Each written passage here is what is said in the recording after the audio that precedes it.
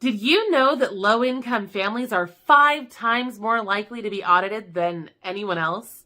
Let's talk about that, as well as who's getting extra EBT benefits, when those extra benefits are going to end, how states are helping low-income people with gas prices, and a few other things that you probably need to know. So, about those audits.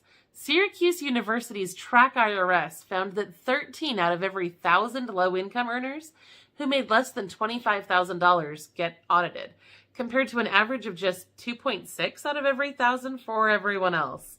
The university blames underfunding and understaffing at the IRS, as well as a fixation on the Earned Income Credit Program. In other news, extra EBT benefits will be going out in April in several states. We've seen approvals granted for Alabama, Illinois, Maine, Michigan, New Jersey, North Carolina, Oregon, Rhode Island, South Carolina, Virginia, Washington, West Virginia, Wisconsin, and Wyoming. There is still quite a bit of time for other states to get their paperwork in, so we'll be releasing all of those states and their exact schedules in our April EBT update during the first week of the month, so make sure you're subscribed. The important thing to know right now is that the Federal Health Emergency Declaration is currently set to expire on April 15th. According to program rules, the extra EBT benefits will be authorized for 1 additional month after the expiration of that order. If the Biden administration does not extend the Federal Health Emergency Declaration, then May could be the final month for those extra EBT benefits. Meanwhile, local governments are scrambling to help low-income people afford rising gas prices. California has proposed a $400 gas rebate check for every California taxpayer. This bill would use funds from the state surplus to provide the rebate, which is intended to cover the 51.1-cent gas tax for a full year of weekly 15-gallon purchases. This is a proposal, not a promise. In Connecticut and New York, local leaders are discussing suspending the gas tax temporarily.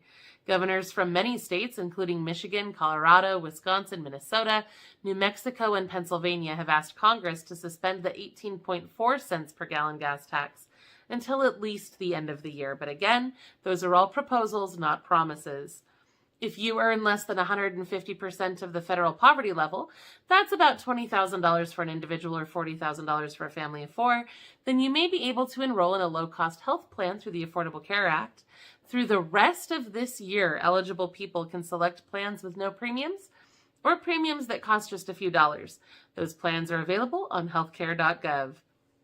In local news, about 500,000 essential workers in Massachusetts will receive a $500 check as part of the COVID-19 Essential Premium Pay Program.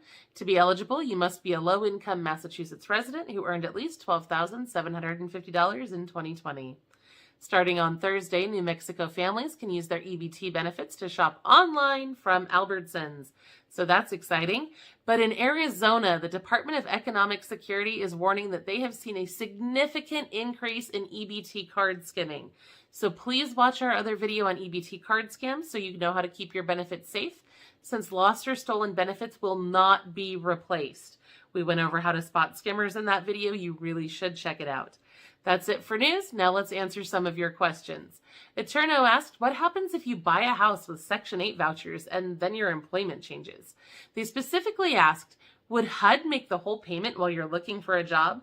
First of all, the Section 8 homebuyer program isn't the same everywhere. Each public housing agency can set their own program rules and guidelines, and some PHAs don't offer this program at all. With those that do, some choose to offer a down payment assistance grant instead of a monthly home ownership subsidy. It really just depends on where you live and what the local rules are. I couldn't find any specific guidance on what would happen if you lost your job while you were going through the mortgage process with this. However, I do not believe that they would make the full payments for you. Normally, the PHA will only pay a certain amount toward your rent, and if you can't make your portion, you're still subject to eviction. So I would imagine that that same logic would apply for mortgage assistance and that you would be subject to foreclosure if you couldn't make your portion of the payments. But again, I do not know for sure. You would have to contact your local PHA for clarification on that. Janice asked if I could get the restaurant list for the Restaurant Meals Program in Baltimore, Maryland. I have been trying. Unfortunately, the Maryland program is still in testing and they have not released a list of participating restaurants left. They're still looking for restaurants to participate. I don't even know if they have a list. Roxanne and Linda asked for some help with all of the acronyms and lingo that we use on this channel, like EBT and PEBT. We are currently working on developing a glossary for our website that will help you with this, and I will let you know when that's ready. I'm very excited to get that rolled out, and I do apologize for all the confusion with all these acronyms.